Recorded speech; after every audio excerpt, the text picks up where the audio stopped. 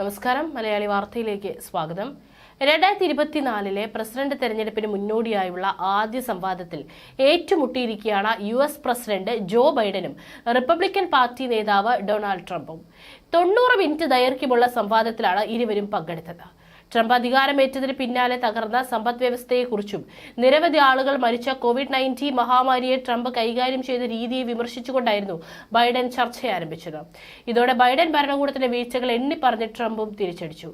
President അദ്ദേഹത്തിന്റെ ജോലി കൃത്യമായി ചെയ്തില്ല, മോശമായാണ് ആ പദവിയിൽ നിന്ന് പ്രവർത്തിച്ചത്. ഇന്ന് വിലക്കയറ്റ് നമ്മുടെ രാജ്യത്തെ കൊല്ലുന്നു, ഇത് ജനങ്ങളെ തീർത്തും കൊല്ലുകയാണ്, ട്രംപ് പറഞ്ഞു.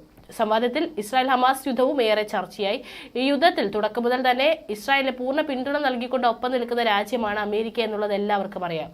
ഞാൻ പ്രസിഡന്റ് ആയാൽ ഹമാസിനെ ചുട്ടുകരിക്കും. നിലവിലെ പ്രസിഡന്റ് ബൈഡൻ പലസ്തീന് അനുകൂലം. എന്നെ ജയിപ്പിക്കൂ, 2000 പൗണ്ടിന്റെ ബോംബുകൾ ഗാസയിൽ ഇടാൻ ഞാൻ ഇസ്രായേലിന് നൽകും എന്നാണ് ട്രംപ് അമേരിക്കയിൽ പറഞ്ഞിട്ടുള്ള വാക്കുകൾ ഇപ്പോൾ തരംഗമാകുന്നത്. അമേരിക്കയിൽ ഇപ്പോൾ ഡൊണാൾഡ് ട്രംപും ജോ ബൈഡനും തമ്മിൽ ചേരിതിരിഞ്ഞ ഒരു പോരാട്ടത്തിലാണ്. ആരാണ് ഇസ്രായേലിനെതിരായുള്ള ശക്തി, ആരാണ് സഹായിക്കുന്നത്, ഇതാണ് ഇപ്പോൾ ചർച്ചാ വിഷയമായിരിക്കുന്നത്. ജോ ബൈഡൻ ഇപ്പോൾ പലസ്തീന്റെ ഒരാളാണ്. പലസ്തീൻ തീവ്രവാദികളുമായി ബന്ധപ്പെട്ട് അവരെ സഹായിക്കാൻ നിൽക്കുന്ന ആളാണ്. ഇസ്രായേലിൽ എതിരായിട്ട് നിലകൊള്ളുന്ന ഇസ്രായേലിലെ ആയുധങ്ങൾ കൊടുക്കുന്നില്ല. ഇതാണിപ്പോൾ ജോ ബൈഡൻ നടത്തിക്കൊണ്ടിരിക്കുന്നത്. ഞാനായിരുന്നു ഇപ്പോൾ അമേരിക്കയുടെ പ്രസിഡന്റ് എങ്കിൽ ഇല്ലാതാക്കി ഇസ്രായേലിനെ വിജയിപ്പിക്കുമായിരുന്നു എന്നും മുൻ അമേരിക്കൻ പ്രസിഡന്റ് നിലവിലെ പ്രസിഡന്റ് സ്ഥാനാർത്ഥിയുമായിട്ടുള്ള ഡൊണാൾഡ് ട്രംപ് പറഞ്ഞു.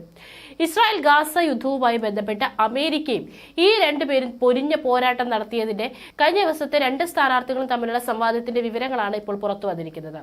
പ്രധാനമായിട്ടും ജോ ബൈഡനെ വിമർശിച്ചുകൊണ്ട് അമേരിക്കയുടെ മുൻ പ്രസിഡന്റും നിലവിലെ പ്രസിഡന്റ് സ്ഥാനാർത്ഥിയുമായിട്ടുള്ള ട്രംപ് പറയുന്നത്, ഇയാൾ അതായത് ജോ ബൈഡൻ ഒരു പലസ്തീനിയാണ്.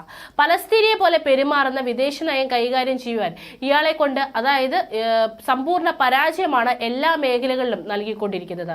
ഇസ്രായേലിന് ആയുധങ്ങൾ കൊടുക്കുന്നില്ല. അതുകൊണ്ട് തന്നെ ഈ യുദ്ധം വളരെ സങ്കീർണമായിട്ട് പോവുകയാണ്. എന്നാൽ ഇന്നലത്തെ സംവാദത്തിൽ സമയമെടുത്തിട്ടാണെങ്കിലും ഗാസയിൽ ഇസ്രായേൽ അവരുടെ ലക്ഷ്യങ്ങൾ പൂർത്തീകരിക്കണമെന്നാണ് താൻ ആഗ്രഹിക്കുന്നത് എന്നായിരുന്നു ട്രംപ് പറഞ്ഞത്. അതേസമയം ഗാസയ്ക്കെതിരെ ഇസ്രായേൽ യുദ്ധം തുടങ്ങിയ ഘട്ടം മുതൽ ഇസ്രായേലിന് പിന്നിൽ ഉറച്ചു നിന്ന വ്യക്തിയാണ് ബൈഡൻ.